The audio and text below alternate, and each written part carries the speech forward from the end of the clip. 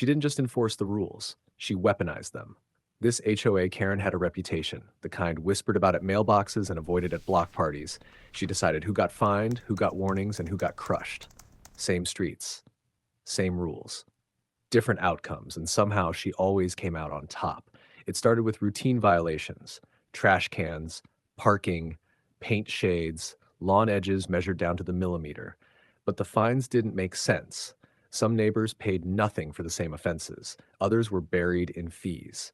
And every time someone asked questions, Karen responded the same way: follow the rules or face consequences. That's when one resident stopped being afraid. Instead of arguing, they watched.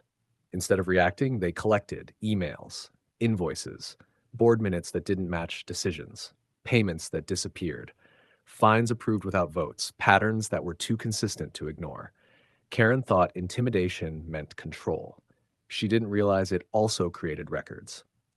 Before we continue, like this video, subscribe for more HOA stories, share this with someone who hates HOA abuse, and tell us where you're watching from in the comments.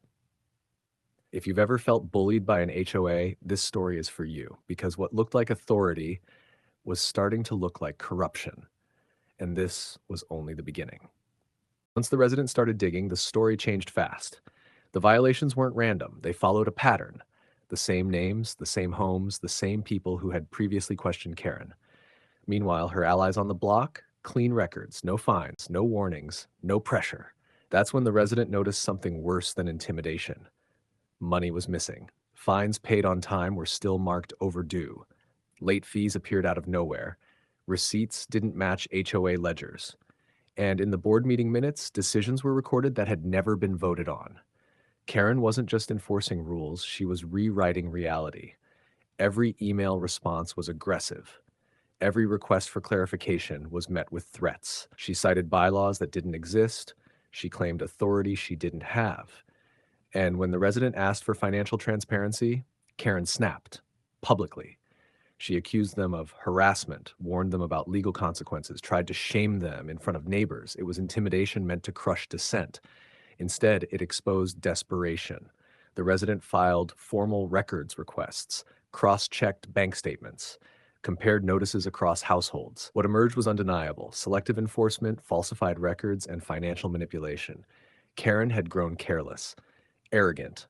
She assumed fear would keep people quiet, but fear had turned into focus. Before we go further, like, subscribe, and share this story. These HOA abuses happen more than people realize, and tell us where you're watching from. This might already be happening in your neighborhood, because once corruption is documented, it can't hide. And Karen was about to learn that the hard way. Karen sensed it. The questions were sharper, the emails more precise. Neighbors weren't just whispering anymore, they were comparing notes. So she did what corrupt people always do when they feel exposed. She escalated. Violation letters tripled overnight. Fines were backdated, warnings turned into threats of liens. She started showing up unannounced, clipboard in hand, photographing homes like evidence scenes. At one point, she openly warned the resident, "You're playing a dangerous game." That sentence changed everything. The resident didn't argue, didn't panic. They forwarded it to an attorney, to a state HOA oversight office, to other homeowners who had quietly suffered the same treatment. Then came the board meeting Karen thought she controlled. She walked in confident until the questions started. Why were fines issued without votes? Why didn't the ledgers match bank deposits? Why were some residents fined for violations others were excused from? Phones came out, screens lit up, emails were read aloud, receipts displayed, timelines aligned. Karen interrupted, raised her voice, threatened adjournment. No one listened. For the first time, the room wasn't afraid of her. The resident calmly laid out the evidence. Not accusations. Proof, the kind that doesn't argue, the kind that documents. And in that moment, Karen's authority collapsed. Not loudly, not dramatically, but visibly.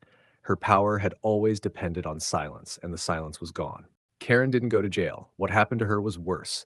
The investigation moved quietly at first. Audits, interviews, subpoenas. Karen tried to play confident, but the tone had changed. Emails stopped being aggressive. Her voice softened. Too late. The audit confirmed everything: selective enforcement, unauthorized fines, missing funds, decisions made without board approval. Karen hadn't just abused power, she'd treated the HOA like her personal weapon. The punishment came in layers. First, she was removed immediately from her position. No farewell, no vote, just a notice posted to the community board she once controlled. Then came restitution. Karen was ordered to personally reimburse affected homeowners, not through HOA insurance, not quietly, but directly. Checks, names, records. Next came the humiliation. The HOA was required to hold a public corrective meeting where the findings were read aloud. Every violation, every falsified record, every abuse, her name attached to each one. Neighbors who once avoided her sat silently as the truth dismantled her reputation. Her authority became a case study. The HOA bylaws were rewritten, including safeguards informally nicknamed after her, a permanent reminder of what happens when power is abused.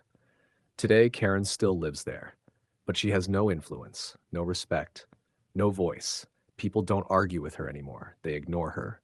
And that silence, that's the punishment she can never escape. If you've ever faced HOA corruption or intimidation, share your experience in the comments. And don't forget to like, subscribe, and share to help expose more HOA abuse stories.